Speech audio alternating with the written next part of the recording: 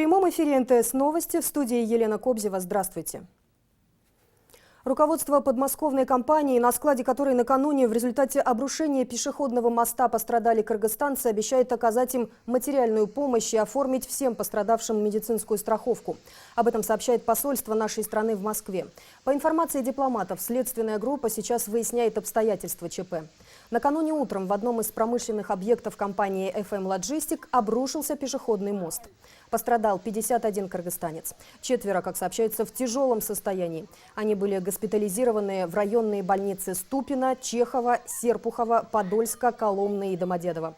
Некоторых тяжелых пострадавших доставили в больницы на вертолете.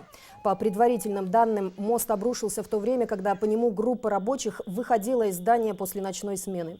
Как сообщили в посольстве Кыргызстана в России, всего на предприятии FM Logistic работали 169 граждан нашей страны. Посольство, как отмечается, направило официальные письма в Следственный комитет, Генеральную прокуратуру и Управление МВД по Московской области с просьбой о проведении тщательного и объективного расследования по произошедшему факту обрушения моста. Милиция ищет преступников, совершивших жуткое разбойное нападение в селе Нижняя Аларча. Там в минувшую субботу неизвестные в масках проникли в частный дом 62-летнего местного жителя. Напали с ножом на него и его 26-летнюю дочь. Девушка скончалась. Мужчину в тяжелом состоянии доставили в больницу. Он получил колото-резаную рану в область плеча. Известно, что нападавшие ничего в доме не взяли. Возбуждено уголовное дело по статье «Убийство». Создана следственная группа, которая проводит все необходимые следственные и оперативные мероприятия по установлению и задержанию подозреваемых. 26 сентября, примерно 2 часа 50 минут, неизвестные двое лиц в масках, проникнув в дом, нанесли ножевое ранение 62-летнему гражданину и его дочери, 26-летнему гражданке, тоже проживающей по этому адресу. Данный факт был зарегистрирован в едином реестре преступлений и проступков по статье «Убийство» Уголовного кодекса Кыргызской Республики. Начато досудебное производство. Впервые за последние 20 дней в стране произошел летальный случай от коронавируса. Сегодня об этом сообщил заместитель главы Минздрава Нурболот Усенбаев, представляя суточную статистику COVID-19. По словам Усенбаева, накануне в Волжской межобластной больнице скончался один пациент. Отметим, последний раз Минздрав сообщал о смерти от коронавируса 9 сентября. Что касается новых случаев заражения, то за минувшие сутки их число составило 104. Больше всего опять в Баткенской области. Там накануне выявили 37 случаев.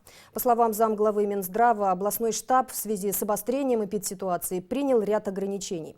В области с сегодняшнего дня прекращено движение транспорта между районами и областями. Также не работает городской общественный транспорт. Приостановлена работа скотных рынков. В мечетях временно прекращено чтение пятничных молитв. Рекомендуется ежедневные и пятничные молитвы читать в домашних условиях. Вопросы из-за чего-то просто сам ответ и напрашивается.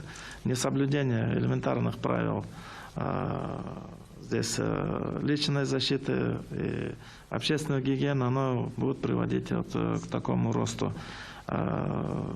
Вопросы, принципы социального дистанцирования не выдерживаются. Из-за этого такие проблемы есть.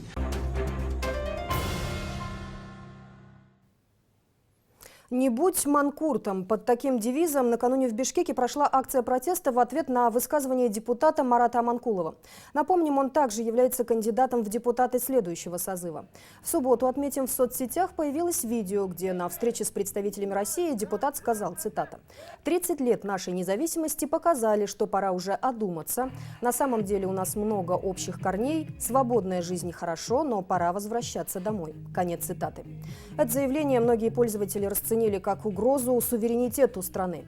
Сам депутат назвал видео провокацией. Он рассказал, что это было культурное мероприятие, организованное в преддверии проведения перекрестного года Кыргызстана и России в прошлом году в Москве. Аманкулов заявил, что его выступление было вырвано из контекста и использовано в грязных технологиях предвыборной кампании некоторых политических сил.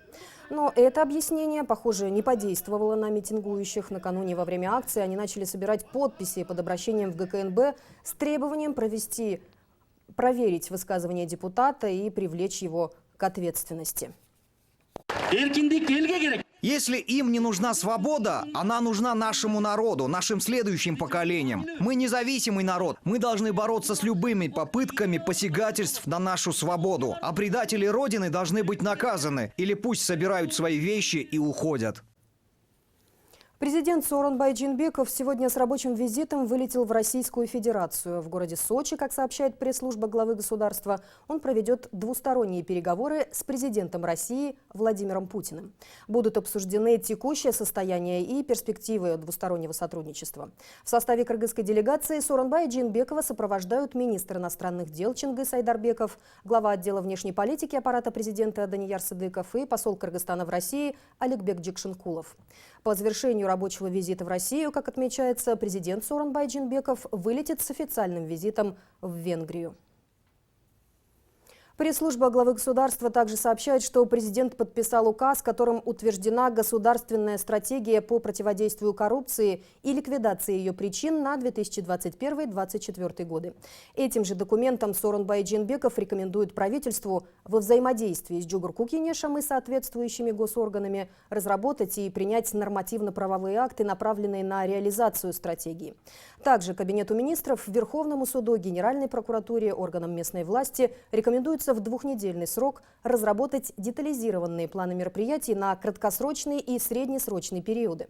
Правительство при этом должно на постоянной основе координировать и мониторить исполнение всех антикоррупционных планов. Напомним, новая антикоррупционная стратегия была принята Советом Безопасности 17 сентября. На этом пока все. Мы следим за развитием событий. Оставайтесь на канале НТС. Увидимся.